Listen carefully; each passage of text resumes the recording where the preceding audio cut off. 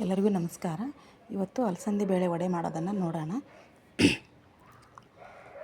ಇದನ್ನ ಗ್ರೈಂಡರ್ನಲ್ಲೇ ರುಬ್ಬಬೇಕು. ನಾವು ಮಿಕ್ಸಿನಲ್ಲಿ ಹಾಕಿದರೆ ಚೆನ್ನಾಗಾಗಲ್ಲ, ಇಲ್ಲ ಒರಳು ಕಲ್ಲಲ್ಲಿ ರುಬ್ಕೋಬೇಕು. ಅದಕ್ಕೆ ರುಚಿಗೆ ತಕ್ಕಷ್ಟು ಉಪ್ಪು, ಆಮೇಲೆ ಜೀರಿಗೆ ಅದನ್ನು ಎರಡು ಅದರಲ್ಲೇ ಹಾಕ್ಕೊಂಬಿಡ್ಬೇಕು. ಆಮೇಲೆ ಈ ಕಡೆ ಒಲೆ ಮೇಲೆ ಎಣ್ಣೆ ಕಾಯಕ್ಕಿಡ್ಬೇಕು ಮೊದಲು.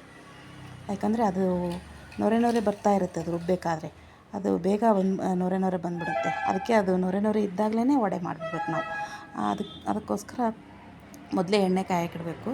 ಹಾಗಾಗಿ ಇದು ಎಣ್ಣೆ ಆ ಕಡೆ ಕಾಯ್ತಾ ಇರುವಾಗ ಇದು ತರಿ ತರಿಯಾಗಿ ಬಂದಿರುತ್ತೆ.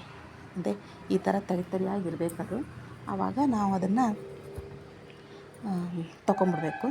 ಅದಕ್ಕೆ ಮೊದಲೇ ಈರುಳ್ಳಿ ಹೆಚ್ಚಿಟ್ಕೊಂಡಿರಬೇಕು. ಈರುಳ್ಳಿ, ಹಸಿಮೆಣ್ಸಿಕಾಯಿ, ಕೊತ್ತಂಬರಿ, ನಿಮಗೆ ಬೇಕು ಅಂದರೆ ಕರಿಬೇವನ್ನು ಹಾಕ್ಕೋಬಹುದು. ಸ್ವಲ್ಪ ಸೋಡಾ ಪುಡಿ ಹಾಕ್ಕೋಬೇಕು. ತುಂಬ ಜಾಸ್ತಿ ಏನು ಬೇಡ, ಚೂರೇ ಚೂರು ಹಾಕ್ಕೊಂಡ್ರೆ ಸಾಕು. ಈ ಕಡೆ ಎಣ್ಣೆ ಕಾದಿದೆಯಾ ಅಂತ ಸ್ವಲ್ಪ ನೋಡೋದಕ್ಕೆ ಒಂದು ಚೂರು ಹಾಕಿ ನೋಡಿರಬೇಕು.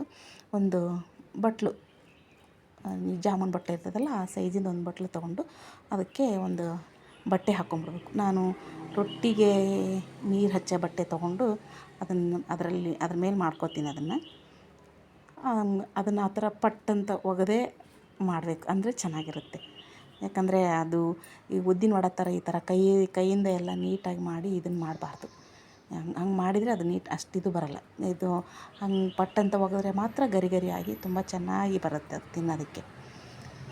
ಎಣ್ಣೆಯಲ್ಲಿ ಚೆನ್ನಾಗಿ ಬೇಯಬೇಕು. ಸ್ವಲ್ಪ ಹೊತ್ತು ಗ್ಯಾಸ್ ಸಣ್ಣ ಮಾಡಿಬಿಟ್ಬಿಟ್ರೆ ಇದರಲ್ಲೇ ಬೆಂದ್ಕೊಳ್ಳುತ್ತೆ, ಅದು ಒಳಗಡೆ ಎಲ್ಲ ನೀಟಾಗಿ ಬೆಂದ್ಕೊಳ್ಳುತ್ತೆ. ಮೊದಲು ಇದು ಕಾದಿರಬೇಕು, ಆಮೇಲೆ ಅದನ್ನು ಸ್ವಲ್ಪ ಗ್ಯಾಸ್ ಸಣ್ಣ ಮಾಡಿಬಿಟ್ರೆ ಮೀಡಿಯಮ್ ಉರಿ ಆಗಿಬಿಡುತ್ತೆ. ಆವಾಗ ಮೀಡಿಯಮ್ ಕಾದಿರ್ತೈತಲ್ಲ ಅದರೊಳಗೆ ಚೆನ್ನಾಗಿ ಬೆಂದ್ಕೊಳ್ಳುತ್ತೆ.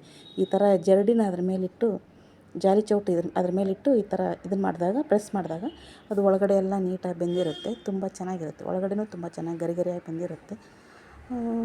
ನೋಡಿರಿ, ಎಲ್ಲರೂ ಒಂದು ಸಲ ಮಾಡ್ಕೊಂಡು ತಿನ್ನಿರಿ, ತುಂಬ ಟೇಸ್ಟಿಯಾಗಿರ್ತೈತಿ.